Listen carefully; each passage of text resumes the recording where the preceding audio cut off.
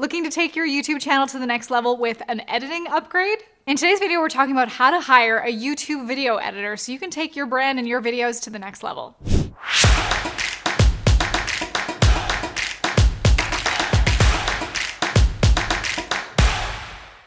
My name is Marley Jaxx. I have a YouTube video production agency. I work with many 6, 7, even 8-figure businesses, and I have hired many YouTube video editors. So I'm going to share with you everything that I've learned along the way in today's video. First, let's jump into the top qualities that you want to look for in a video editor. Then we'll talk about the interview process and how we at Jaxx Productions have a very strategic hiring method. Then we'll get into how much it actually costs to outsource your video editing and all the details you need to know so you can get the best price and the best bang for your buck. As I mentioned, I've hired many video editors throughout my career. So I want to share with you the things that I personally look for when I'm hiring a video editor, because I've had some really amazing editors and I've also had some ones that didn't make the mark. So you'll be able to learn from what worked well and what didn't work well for me in hiring a YouTube video editor. Here's the qualities that I look for when I'm hiring a video editor. I want to know that they can edit various styles of videos. I'm going to share with you more of my hiring process that will give you a glimpse into where their skills and their expertise lie.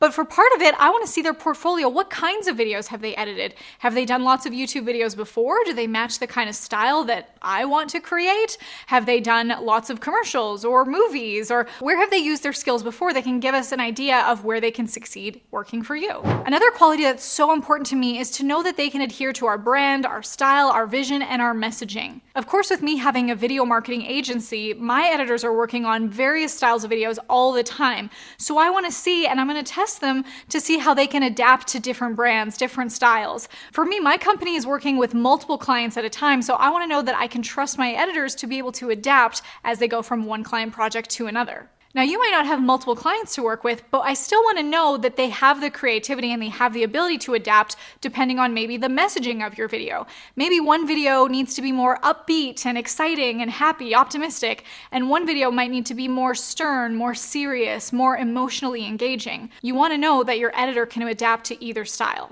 Another valuable quality is that they have experience with different softwares. Maybe they are familiar with Adobe, maybe they're familiar with Final Cut, maybe they only work with iMovie. Depending on your needs, you're going to want to know that they can also adapt to different softwares, or if there's updates or upgrades to the softwares, that they can also improve their skills to keep up with the times. Something that's really important to me is an eye for detail. When I'm reviewing videos, of course, quality control is a really important part of our process. If I'm constantly seeing the same typo or audio that doesn't make sense or hard cuts that just are in the wrong place, that's pretty frustrating, especially if you're reviewing the same kind of videos over and over. We want to know that your editor has a mix of practical ability and also creative initiative with attention to detail so that they're growing their skills and that your videos just keep getting better and better. I'm always fostering that creativity in my editing team. One of the things that I do in our editing meetings is I'll send them videos that inspired me. Maybe it's a commercial on TV, maybe it's a movie trailer that I loved, and I'm pointing out what are the things that I loved about it. And I'll even ask them to do the same so that we can all kind of mastermind on different styles and video editing techniques. But in addition to the creativity, I also want to know that they can adhere to timelines and meet deadlines. Time management is also such an important thing when it comes to video editing. I don't know about you, but when I used to edit videos myself, you can just get lost in those videos. There's so many ideas and so many ways that you can be creative, but it's also really important to make sure that things are getting done in an efficient manner. I like to give my team the ability to work from home, work in different time frames. You know, sometimes people are more creative at night and they prefer to work there and they prefer to work in that time frame.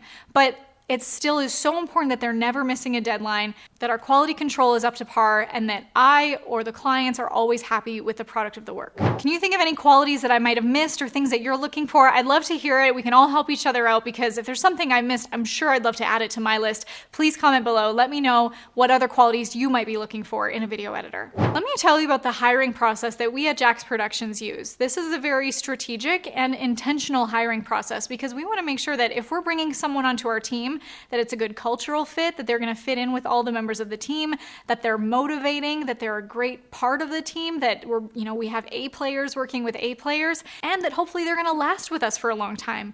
We're relying on our team to create quality work for our clients and for ourselves, that we want to make sure that we're taking the time, even if it takes a while, to find the right person to join our family. The first thing, of course, in the hiring process is creating a job description. Now, we'll post this job description on sites like Indeed.com or Upwork or onlinejobs.ph. And the job description is a very clear picture of what this role entails. We'll talk about the role, the requirements, and also the results that we expect from this employee so that when they come onto the team, there's no surprises of where we expect them to be, especially after their 90-day probation period. By that point, ideally, we want this team member to be taking initiative, to be grown in that role, to be able to maybe work on their own and collaborate with other team members. So we like to set that up right from the get-go to even show and paint the picture of how we want them to grow in our company. That can be really motivating for some employees to see we have a career path for you. Now, let me give you a disclaimer before I go into the rest of the hiring process that although this may be an intensive hiring process, we follow this hiring process whether we're just hiring someone part-time or by the project or full-time. You want quality people on your team no matter how much or how long they're working for you. So even though this might sound intensive, or you might be thinking, well, I just need an editor to do a few videos here and there. I don't know if I need to paint the picture of a career path.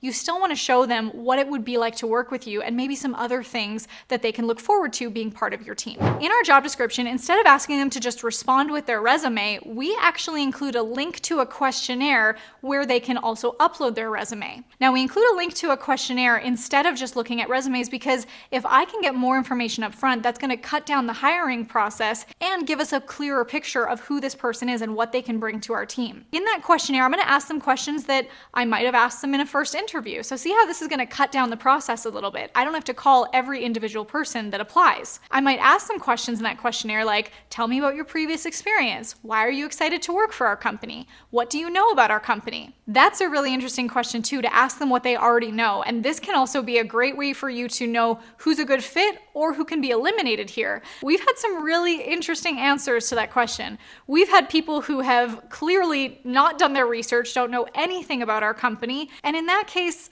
I don't know if I want to bring them on to the next step of the hiring process because I want to work with people who are so excited about the opportunity that they're getting into, that they're looking for a job with intention, not just randomly putting out resumes. It's really motivating when someone answers this question and you can tell that they are already a part of this culture. They love what we have to do and they really want to be a part of the team. We want to bring people into our team that are true believers, that they're excited to work with us every day, that they're going to be a great fit for our company and put their best foot forward for the quality of this work. I personally really enjoy reviewing the answers to these questionnaires. I feel like I get to get a feel for their personality. I get to envision what it would be like if they were part of our team. And I also can review their resume to see what their previous experience was like.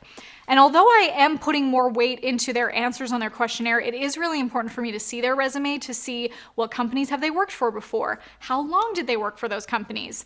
I'm also looking for red flags like, are they jumping around from job to job every month? Because if they're going to do that to my company, they might not be worth investing the time and the effort into because I want to bring people in that are going to stay with my team for a good long while.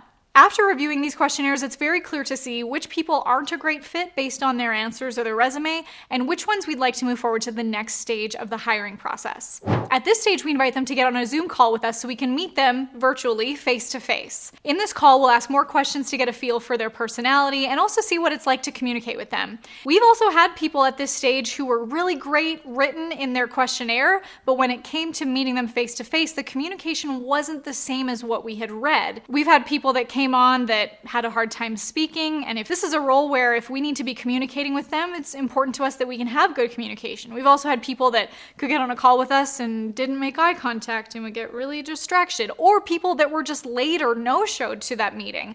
If they're not going to show up to an interview, what are the chances that they'll show up to other meetings or work that you assign them to do?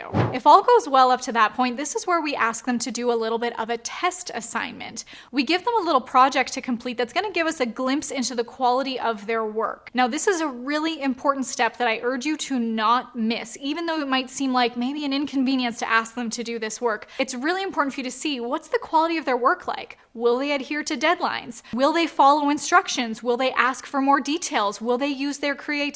We've also had people eliminate themselves at this stage because they didn't want to do the work, which is totally fine, but we want to bring people onto our team that are eager for the role. Now, just as a heads up, this test assignment is something that we want to take like 10 minutes. We've had some people say, absolutely not. How dare you exploit me for free work? This would take me 6 hours.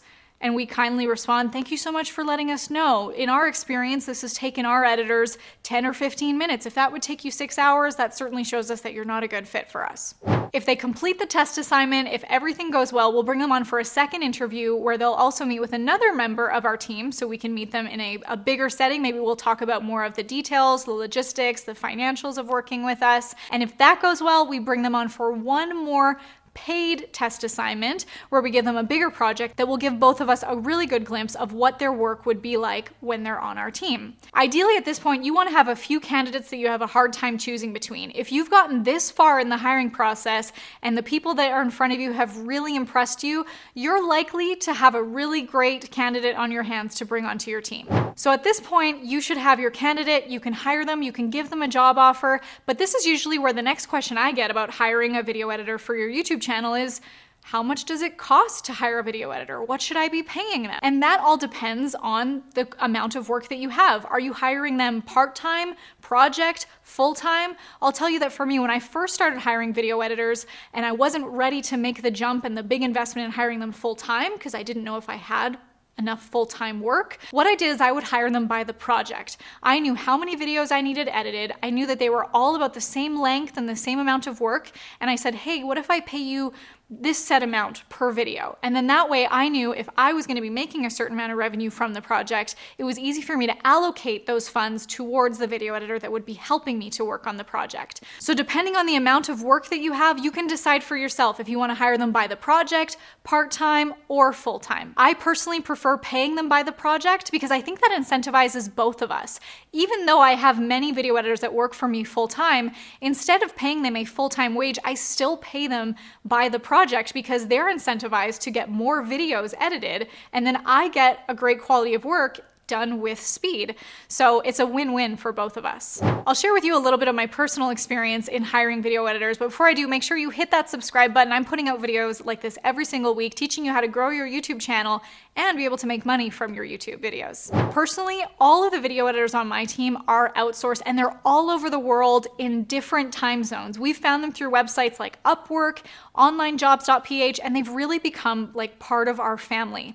Many of them work for us in a full-time capacity, but like I said, I incentivize both of us by paying them by the video so that they can work quickly, they can be compensated, they can work efficiently, and be paid for how many videos they're creating instead of paying someone by the hour or giving them a full-time salary no matter how many projects they're working on. I love my team. I actually made a video several years ago where I surprised my team in South America. I sent them a really exciting gift that they were not expecting. And as a surprise to me, they made a video of what they did with the surprise. So if you want to go check that out, I will link that video below too. So obviously you're here watching this video because you want to grow your YouTube channel. One of the things that I do is I help my clients to build a content machine, their YouTube channel, into a cash flow system so that they can monetize this content that they're creating. I've actually created an infinite cash flow blueprint for you that I'm going to give you free access to today if you click the link below.